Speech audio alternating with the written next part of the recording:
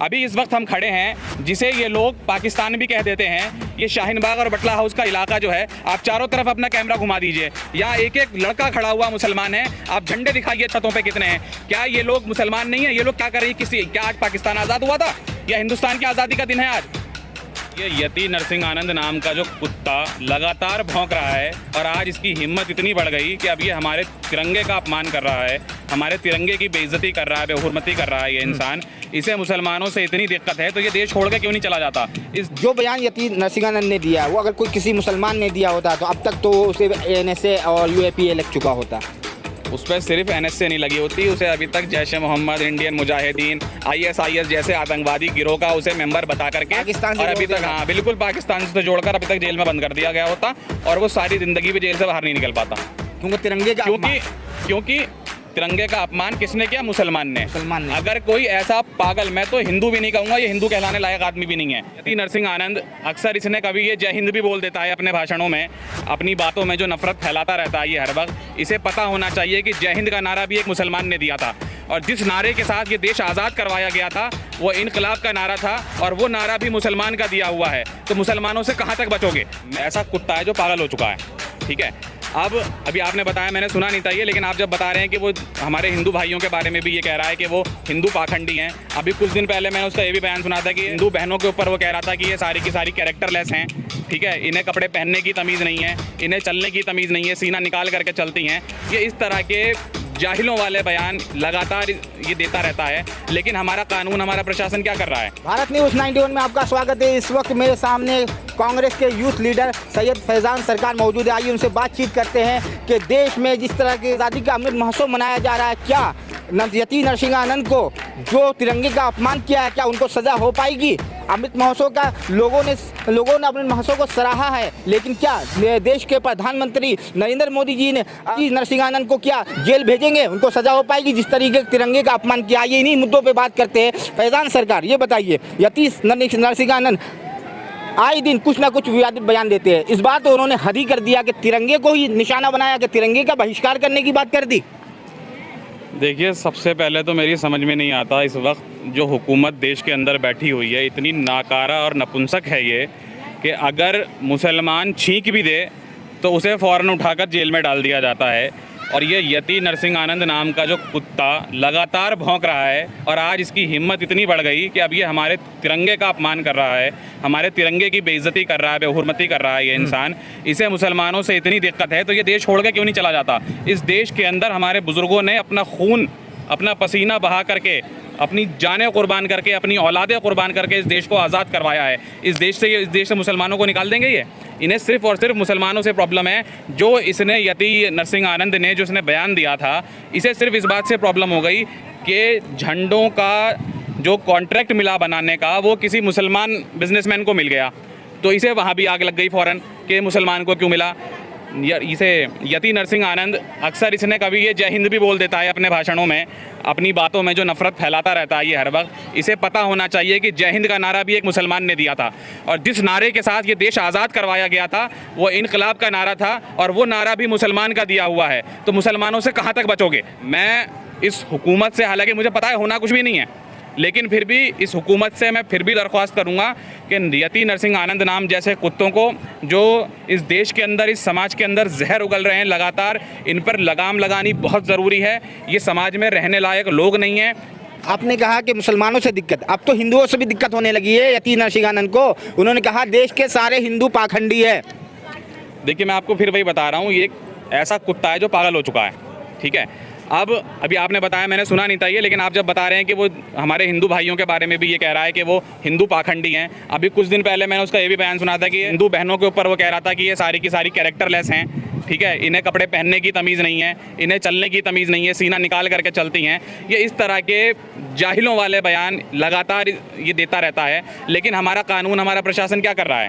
ये क्यों? बीजेपी का क्या काम है? जो भी हिंदुत्व की हवा को भड़का रहा है, जो भी कट्टर हिंदुत्व को आगे बढ़ा रहा है, बीजेपी उसके लिए अपने दिल में एक सॉफ्ट कॉर्नर रखती है, क्योंकि वो इनडायरेक्टली बीजेपी को फ़ायदा पहुंचा रहे हैं। बीजेपी का जो वोटर है वो भी बीजेपी भी इसी नाम पे वोट मांगती है, वो भी मुसलमानों को बॉयकॉट करके वोट मांगती है। अभी इस वक्त हम खड़े हैं जिसे ये लोग पाकिस्तान भी कह देते हैं, ये शाहीन बाग और बटला हाउस का इलाका जो है, आप चारों तरफ अपना कैमरा घुमा दीजिए, यहाँ एक एक लड़का खड़ा हुआ मुसलमान है, आप झंडे दिखाइए छतों पे कितने हैं। क्या ये लोग मुसलमान नहीं है? ये लोग क्या कर रही है? क्या आज पाकिस्तान आज़ाद हुआ था या हिंदुस्तान की आज़ादी का दिन है आज हिंदुस्तानी तो आज़ाद हुआ था ना। ये मुसलमान जो आज़ादी का जश्न मना रहे हैं, क्या ये इनसे डर के बना रहे हैं? इनके दबाव में ये खुशी से बच्चे अपने छतों पे चढ़े हुए हैं, पतंगे उड़ा रहे हैं, अपने देश की आज़ादी का जश्न मना रहे हैं, क्योंकि इन्हें पता है कि इस देश के अंदर हमने कितनी कुर्बानियाँ दी हैं, हमारे बुजुर्गों ने कितनी कुर्बानियों के बाद इस देश को आज़ाद करवाया गया है, उसके बाद जाकर के ये देश आज़ाद हुआ है। और ऐसे कुत्ते जो लगातार भौंक रहे हैं, इन पे सिर्फ और सिर्फ लगाम इस वजह से नहीं लगाई जाती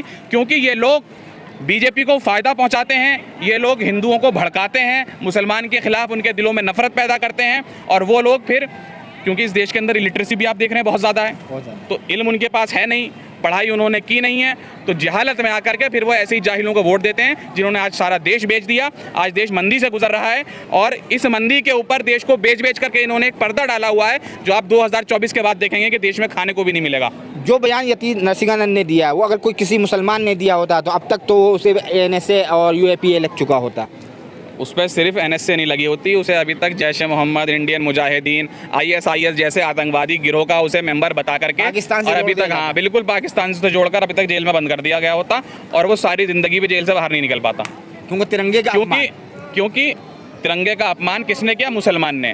अगर कोई ऐसा पागल, मैं तो हिंदू भी नहीं कहूँगा, ये हिंदू कहलाने लायक आदमी भी नहीं है, हिंदू तो बहुत भला आदमी होता है, लेकिन देश की सारी पार्टियां, नाम निहाद जो सेकुलर पार्टियां हैं, वो भी तो खामोश है इस पर।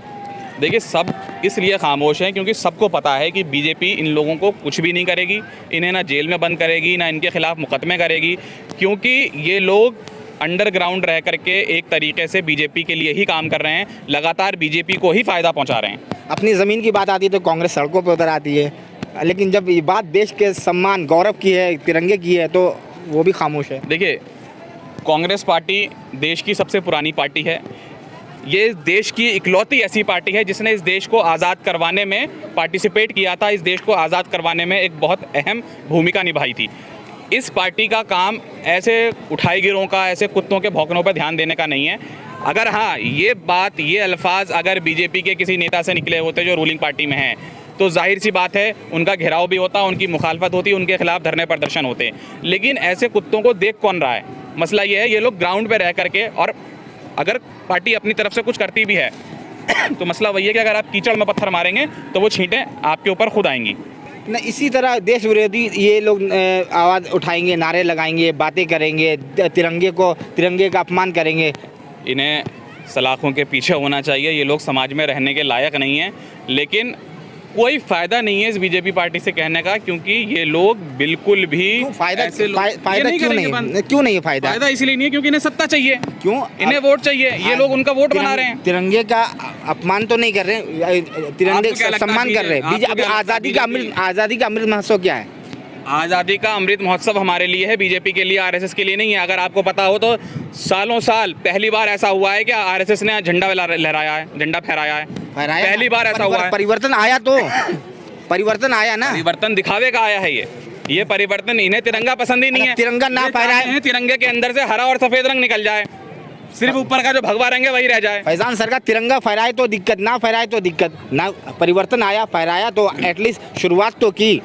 देखिए, ये शुरुआत इन्होंने बहुत ही दबाव में जाके की है, जब लगातार हमारी पार्टी के लोगों ने इन्हें घेरा है, इन्हें जगह जगह जलील किया है, रुस्वा किया है कि जिनकी तुम सरपरस्ती में हो, जो तुम्हारे बाप हैं, जिनके तुम कुत्ते हो पाले हुए, तुम उन लोगों को जाकर देखो क्या नागपुर में RSS के हेडक्वार्टर में कभी तिरंगा फहरा था? आज से पहले नहीं फहरा था। जब इन्हें जलील किया है, लगातार सालों साल जलील किया गया है इन्हें टीवी के न्यूज़ चैनल्स पे, डिबेट्स में, तब जाकर के इन्होंने पहली बार झंडा फहराया है। इन्हें क्या पता तिरंगे का सम्मान क्या है? इन्हें क्या पता तिरंगा हमने किस तरीके से हासिल किया है? इन्हें क्या पता अगर आज हमारे आसमानों में, हमारी छतों पे, हमारे देश के हर कोने में तिरंगा अगर फहरा रहा है तो उसके लिए कितनी कुर्बानियाँ दी गई हैं, कितने लोगों ने अपनी शहादत दी है, तब जा करके तिरंगा फहराया गया है। ये लोग अंग्रेज़ों के ग़ुलाम थे, अंग्रेज़ों के लिए जासूसी का काम करते थे, जिसे ये वीर सावरकर कहते हैं। वीर सावरकर ने अपने आप को जेल से निकालने के लिए, उनसे मुखबरी के लिए एक मुआहदा कर लिया था। इन्होंने जो हमारे देश के स्वतंत्रता सेनानी थे, उनकी मुखबरी कर करके उन्हें मरवाया गया इन लोगों ने। ये लोग तिरंगे का सम्मान करेंगे? ये तो देश की आज़ादी के खिलाफ तो ये पाले हुए कुत्ते थे अंग्रेज़ों के। चलिए बहुत सारी बातें होगी, आज़ादी के अमृत महोत्सव पर क्या कहना चाहेंगे आप, हुकूमत से भी ऐसे लोगों के बारे में, और देश से क्या कहना चाहेंगे? देखिए, देश के लोगों से मैं यही कहना चाहूँगा कि इस तरह के जो कुत्ते हैं नरसिंह आनंद जैसे, इनके भौंकने पे बिल्कुल भी ध्यान ना दें, आपसी भाईचारा बना करके रखें। और आप लोगों के सबके सामने है, इस पार्टी ने सिवाय जब से ये 2014 से देश के अंदर आई है, पहले तो इतना फ़र्क पता नहीं चल रहा था, लेकिन आज के टाइम पे अगर एक छोटी सी कोई झुग्गी भी है ना, तो वहाँ भी उसे भी चोट लगी है फाइनेंशियली, वो भी परेशान है आज के टाइम पे। आप लोग देख रहे हैं आपके देश के अंदर, कांग्रेस से कहते हैं कि 60 साल में, 65 साल में, इन्होंने 70 साल में क्या किया। कांग्रेस ने जितनी संस्थाएं, जितनी कंपनीज, जितने देश को तरक्की पे पहुंचाने के काम किए थे, वो सारी की सारी कंपनीज आज जो इंडियन कंपनीज थी, जो हमारे देश की कंपनीज थी, जो देश की जनता की कंपनीज थी, वो बड़ी बड़ी कंपनीज अपने दोस्तों को इसने बेच दी। दोस्त कौन है इसके? अडानी अंबानी जैसे चंद 2-4 गुजराती, जिनके हाथ में पूरा देश बेच दिया गया है। आज से मैं आपसे पूछना चाहूँगा कि 2014 से पहले अडानी का नाम कौन जानता था?